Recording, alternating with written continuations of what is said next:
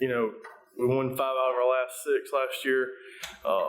Kind of hit a little bump in the road early. Made a few changes, moved some guys around. Kind of got us going in the right direction. Got beat by Clay Central in the first round of the playoffs, who went on to win the 5A state championship. We were within 8 with about 4 minutes to go in the game. Just couldn't find a way to punch it in when we needed to. But I thought it was a good start to what we want to get accomplished. So that brings us to now, I guess. Coach, tell us a little bit about some of these, a little bit more depth about these guys here. We'll start with Nick. Nick became our primary running back probably midway through the year last year when we made a few changes. All the way to about week 10, we were at Oakman in a really tight game, and we needed some help on defense. And Nick was the first person to kind of step up and say, "Hey, I can be that guy." He goes out there in the second half and has 12 tackles, and we win the game. So he's going to play he's still going to play some running back, but he's going to play a lot of defense for us this year. Braylon's a 3-year starter at center. He's kind of our quarterback without being the quarterback on offense. He's the old guy up front. We were, last year we lost 4 seniors up front. We returned Braylon, and that's it.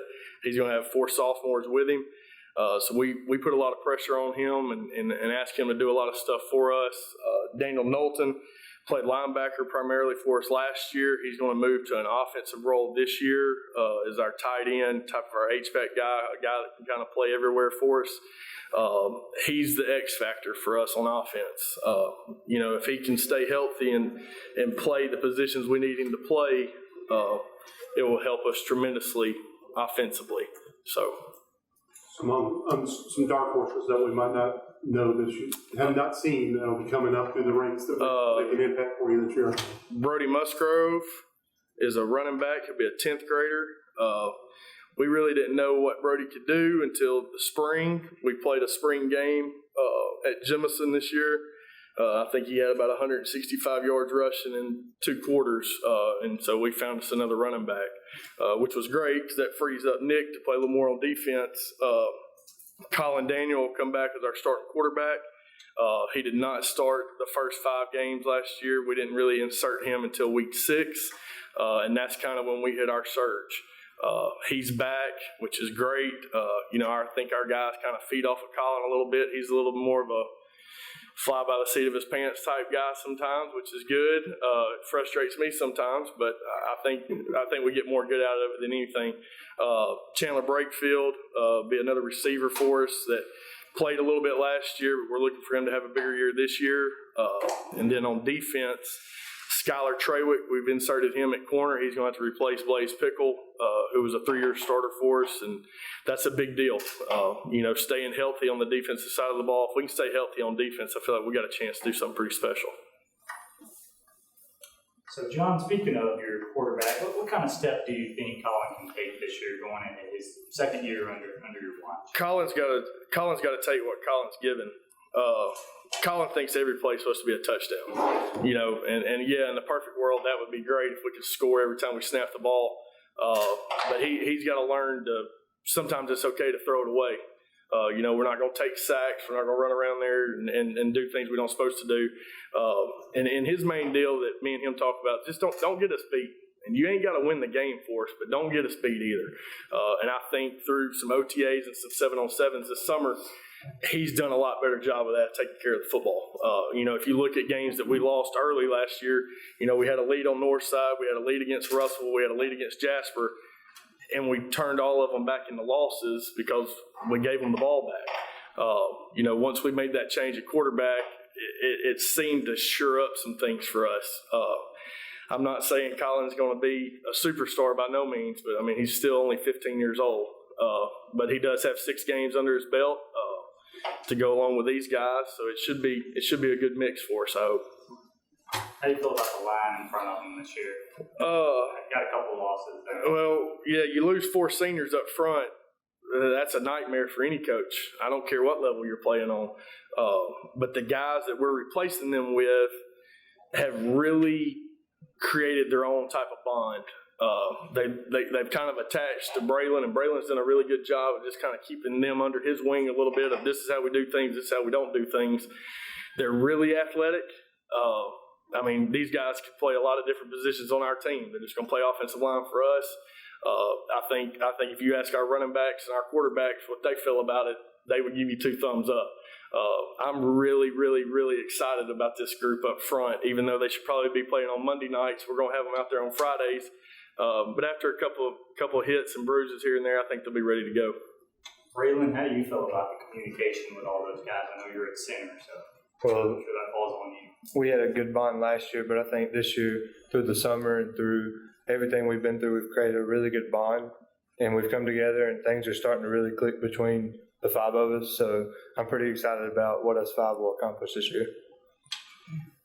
John, you mentioned that you got the 1 5-year last 6 last year. How much momentum did that give you going into the offseason? I don't know if it's momentum or if it's just confidence. We talked about confidence a lot last year, and where is our place supposed to be? Where are we supposed to be? You know, they grinded so hard in the weight room, and we kind of put them through some things that they hadn't been through before. And to start off 1-3, it was kind of like everybody was looking around like, okay, here we are. We've started all this new stuff, but we ain't seen any new changes. And then you get rolling. And even when we got done with the playoff game, it was still like, you know, that ain't the ultimate goal. You know, you sit in there and usually you got a bunch of seniors crying and all. We didn't have any of that. It was almost like everybody was just like taking their stuff off. Let's get on the bus and get back home. We got to go back to work. That's been the difference. Last year it was a struggle to get everybody to do it. Now it's just, they just want a little more. We just want a little more. You know, our guys work tireless hours. You know, we give them some breaks in the summertime, but when they're there, they're getting after it. And that was the goal. Get us going in the right direction. You know, the really good teams I've been a part of, you don't have to say a lot to them. You know, the kids don't have to say a lot to each other. Everybody just kind of shows up and does their job. I think that got us to where we are right now. You know, I mean, yeah, you can say momentum or whatever, but I think it's more confidence that, hey, we can get it done. Nick, do you agree with that? I agree with that 100%. And we've also talked about complacency. And in the past, you know, we all settled for making it in the playoffs. We'd get like, yeah, we made it to the playoff shirts. And now, like that's what we're supposed to do. Like, that's what we have to do. It's a goal, and the whole team has reached the mindset that that's what we're going to do. Social media has played a lot of changes in everything, especially sports.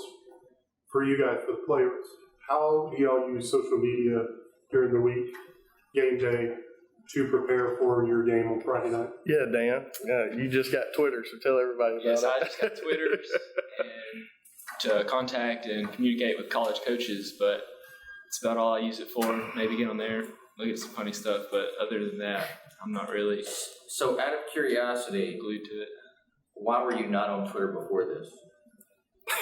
I just didn't have it. I don't know. Did you guys think he was a little strange for not having a Twitter account? I did. But that's just how he is, though. What was the first thing you tweeted? Do you remember? Or have you tweeted yet? When I received my offer from Alcorn State, I tweeted that. But other than that, that's it. And what's your Twitter feed? What's your handle? What's your Twitter feed? Dan Knowlton 3. How do you use social media? Look at funny stuff, and like you said, come in contact with college coaches. That's about all I use Twitter for. Twitter, I'm a big fan of UFC, so I keep up with my favorite fighter, John Jones. So I'll post like every time he wins a championship and still. And I just post about the games when we win, team stuff, retweet Coach Clements' things about the players and how our team's moving on. And John, I'm sure you give these guys some advice or guidance about Absolutely. the best way. What are the biggest things that you try to emphasize to your players with regard to social media? Before, we have a rule. Before you do anything, does it hurt us? Does it benefit us or does it hurt us? That's all the way through life. That's in the lunchroom, that's in class, that's in the weight room, that's everything we do. Think just a second. Is it going to benefit us or is it going to hurt us? I think that's just an ultimate rule. We ain't got a bunch of guidelines. I don't tell them what to do. I think they just kind of have bought in to it's us. Is this good for us or is this bad for us? If it's bad, just don't do it. And then when they do something, now these guys don't, but sometimes we got some knuckleheads that do. That's the first question I'm going to ask them. I mean, did you think about us or did you think about you? Mm-hmm. Usually when it's negative, somebody was thinking about them and not us. So, again, that goes back to just the program changing. for the players, 3 wins going into the playoffs. Get to the playoffs, you lose Central Clay. What's your thoughts? What have you done in the offseason to prepare you for a better season this year? We've really got out in the weight room. Coach Loomis got us a brand new weight room, and that's going to be our power is the weight room. We don't have the fastest guys. We don't have the biggest guys, but we work hard every day. And it's not so much that we lost to them, it's that we learned from losing them, and we learned, like, we can be there. Seeing Jasper make it, and we hung in with Jasper, we're destroying them and just let it slip away, knowing that they made it there, really put in our minds that we're a team that can be there. I mean, kind of like what he said, we used it as like we played with them, so we know we can be that team to make the run and stuff. But it's just going to require us putting in the work, and like in the weight room is going to be our biggest platform to do it. The weight room, definitely. Since December, we've been going to the school at 6:45 every morning, putting in work, and just those 3-4 months that we lifted, like everybody on the teams, max have gone up. Strength has definitely increased. John, did you guys play any instant replay games last year? No. Will you guys have it at your home No. this year? What do you think about it? Terrible. I lay back up. Don't use the word terrible. Until we get better shots and better coverage of the game, you're still getting the same look. I mean, I've looked at some different tapes of different things that happen, how they can tell or how they can't tell. I don't know that. I mean, we don't have ESPN, man. I mean, we ain't zooming in on the ball. We don't have pylon cams. We don't have none of that stuff. Yeah, is it good for the sport? Yeah, I do think it's good for the sport. But in high school football, it's got to get a little more advanced, in my opinion, to have a true impact on the game. I think there's some times where it could help or hurt, but we're not using it at our place, not until we are capable of shooting a lot better. You know what I mean? I just hate to throw a challenge flag on something that it really ain't going to be a challenge because can't nobody see the difference. You know what I mean? So that's my take on that, I guess. Coach, John, did anything surprise you about being a head coach last year? Yeah, your phone rings constantly, yeah, whether it's good or bad. Emails, you got to learn what's important and what's not. I think me and my wife had to kind of congregate on, hey, you can call me between these times and I'll answer. You catch me during these times, chances are you're probably not going to get me. But being a head coach is fine. I mean, it's not really different. I mean, I've always shown up and just done my job. Now I just, instead of worrying about my 3 quarterbacks, I got to worry about my 74 players. But I think if you do it the right way, the program will run. You just got to make sure there's gas in there and the pedals pressed down. That's my job. If I got to be the cheerleader and the spokesperson and do this and do that, that's too much. It shouldn't have to be like that. These guys get there and they do their job. I don't have to stay on top of them. I'm not in there having to beg them to be there. That was what I was scared of. Really fighting, getting all that there, parent problems. I hadn't had none of that. We just hadn't had that issue. Maybe I'm just lucky. I don't know. But I've enjoyed it. I've really enjoyed being around these guys and developing some different types of relationships. When you're the head guy, you kind of hear more problems than you do when you're a position guy. But I think hearing some of those problems, you can build a different relationship with some of those kids, and sometimes it's a lot bigger impact. Coach, would it be remiss if I didn't ask about your kicking team? Do a kicker for you this year? Yeah, Lane Gilchrist. Lane Gilchrist is our kicker. He does all 3. Braylon's our snapper. We also got a couple other guys that'll snap for us from time to time. Lane Gilchrist is a weapon for us. He can kick it. He kicks it better than anybody I've ever been around. He's left-footed, which is something nobody sees. His punts, he's a 40 to 42 yard average guy. He's a 4.0 hang time guy.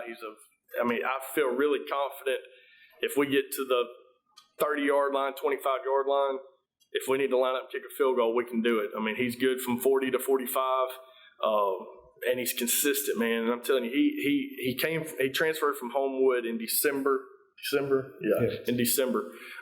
And so he's been around a bigger program, and it's been great for our guys because he kind of knows some different work ethic that our guys may not have seen.